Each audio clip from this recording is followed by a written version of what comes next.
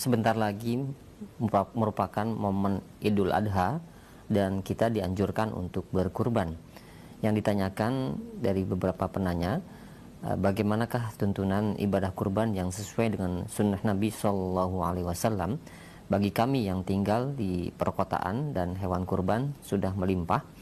Apakah boleh kami berkurban di pelosok daerah yang jarang ada kurban? Allahul musta'an. Ini ujung-ujungnya donasi ini. Dari pertanyaannya kelihatannya tebar hewan kurban.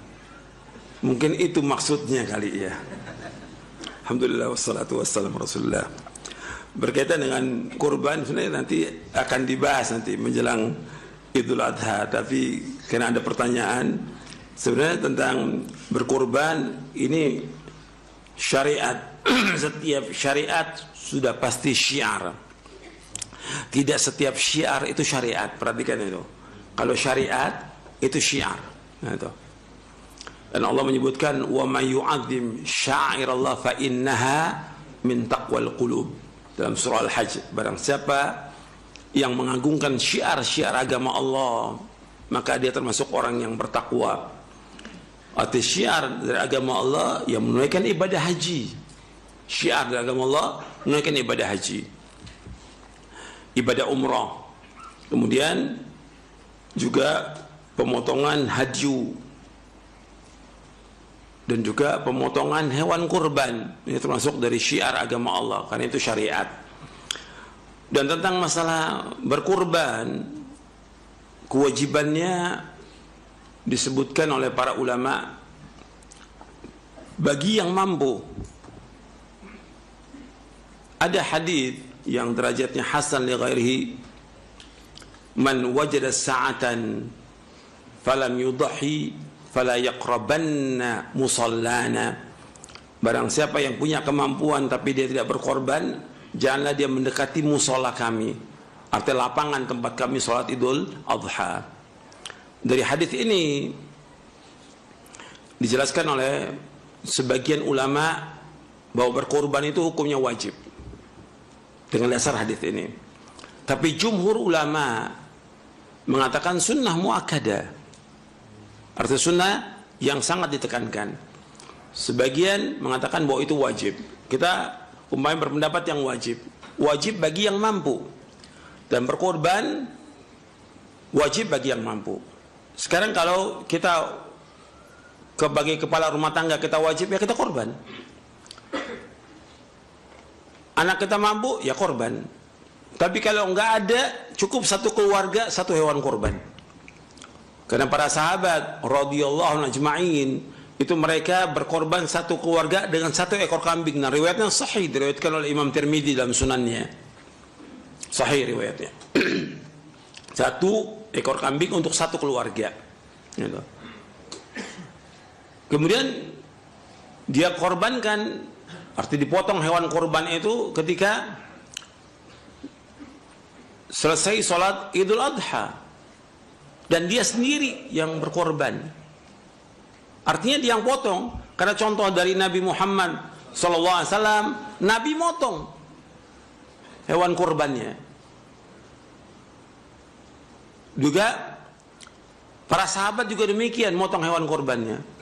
Bahkan ketika banyak, Nabi itu motong, kemudian Nabi nggak mampu untuk meneruskan, Nabi suruh Ali untuk motong. Kemudian yang tukang potong yang lainnya, kata Nabi, jangan berikan apa-apa dari hewan korban itu. Nu'tihi min indina, kami berikan dari kami. Nggak boleh diupah dari kulitnya, kakinya, kepalanya, dagingnya, tidak boleh. Tukang potongnya dari kami. Dan termasuk dari syiar dari agama Islam itu, ya kita saksikan korban itu. Bukan seperti sekarang orang berikan kepada panitia korban, dia sendiri nggak lihat sama sekali, bahkan takut motongnya.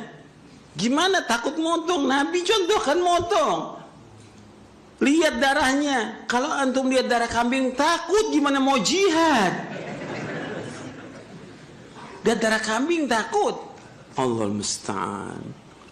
Gimana mau jihad itu? Gimana antum takut? Lihat, itu syiar dari agama ini.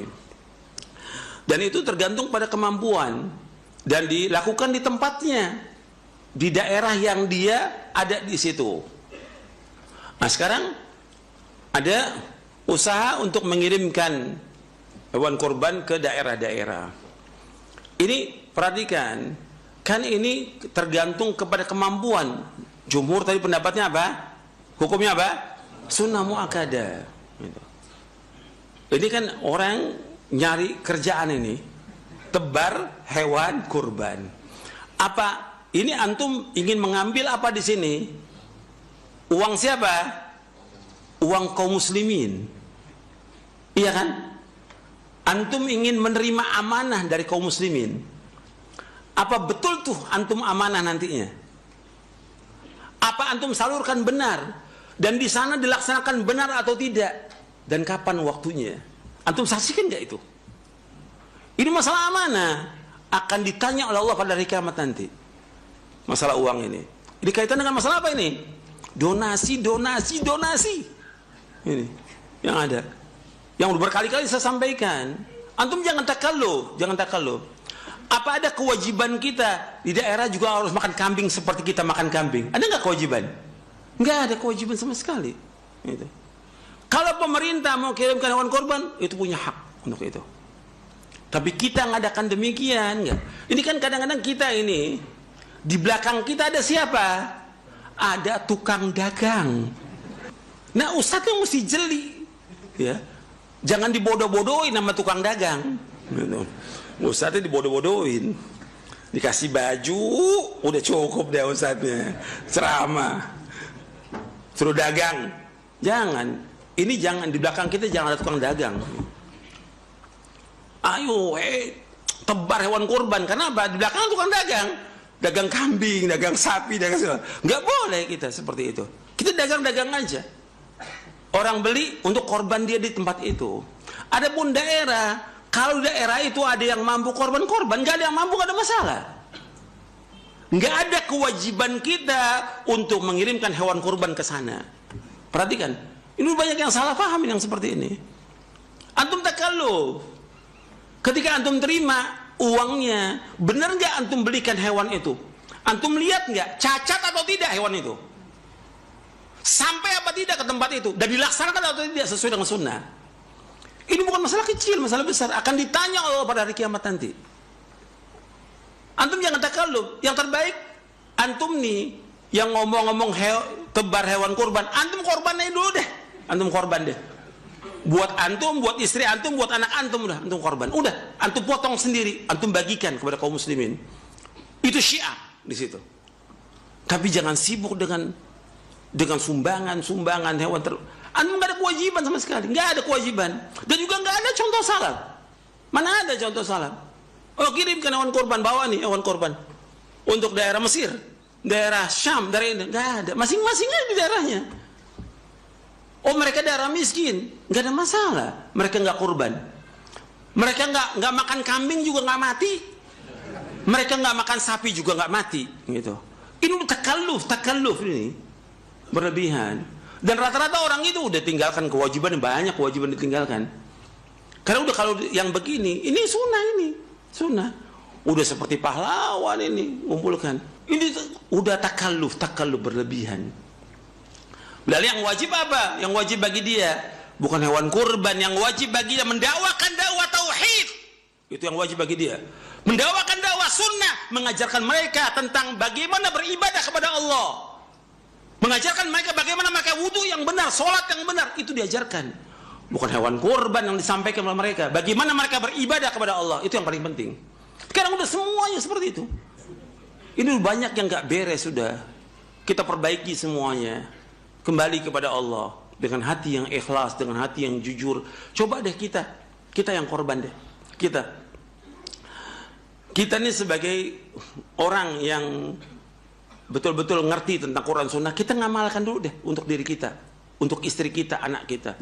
Jangan disibukkan dengan sumbangan, donasi. Jangan. Tebar kurban memberatkan antum. Antum gak ada kewajiban, tidak ada kewajiban.